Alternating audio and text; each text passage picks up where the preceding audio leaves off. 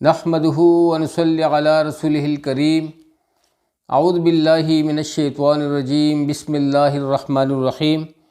دوستو، حضرت ابو ہریرہ رضی اللہ تعالیٰ عنہ نے حضور اکرم صلی اللہ علیہ وآلہ وسلم سے نقل کیا کہ میری امت کو رمضان شریف کے بارے میں 5 چیزیں مخصوص طور پر دی گئی ہیں جو پہلی امتوں کو نہیں ملی۔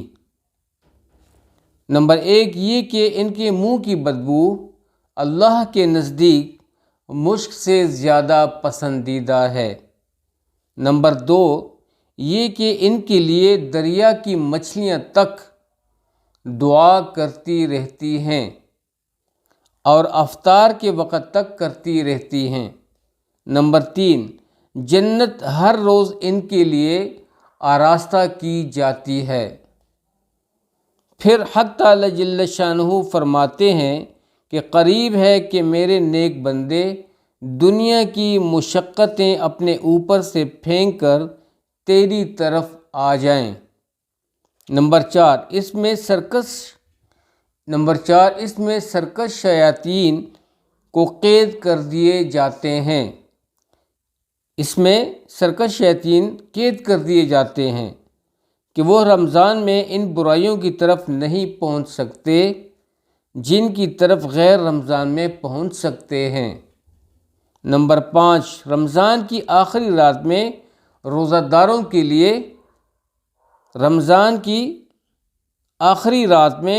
داروں کے لیے مغفرت کی جاتی ہے۔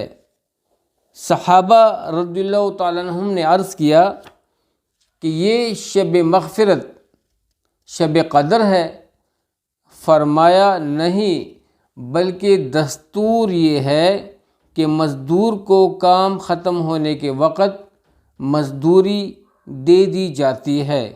نبی کریم صلی اللہ علیہ وسلم نے اس حدیث پاک میں 5 خصوصیتیں ارشاد فرمائی ہیں دوستو، جو اس امت کے لیے حق تعالی جل شانہ کی طرف سے مخصوص انعام ہوئی اور پہلی امت کے روزہ داروں کو مرحمت نہیں ہوئی۔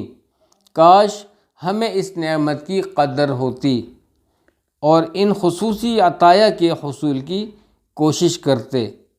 اول یہ کہ روزہ دار کے منہ کی بدبو بھوک کی حالت میں ہوتی ہے۔ جو بھوک کی حالت میں ہو جاتی ہے، حق تعالی شانہ کے نزدیک مجھ سے بھی زیادہ پسندیدہ ہے۔ شرح حدیث کے اس لفظ کے مطلب میں 8 قول ہیں جن کو موتار کی شرح میں بند مفصل نقل کر چکا ہے، مگر بندہ کے نزدیک ان میں سے 3 قول راجح ہیں۔ اول یہ کہ حق تعالی جل شانہ آخرت میں اس بدبو کا بدلہ اور ثواب خوشبو سے عطا فرمائیں گے جو مجھ سے زیادہ عمدہ اور دماغ پرور ہوگی۔ یہ مطلب تو ظاہر ہے اور اس میں کچھ بعد بھی نہیں، نیز در منصور کی ایک روایت میں اس کی تصریح بھی ہے۔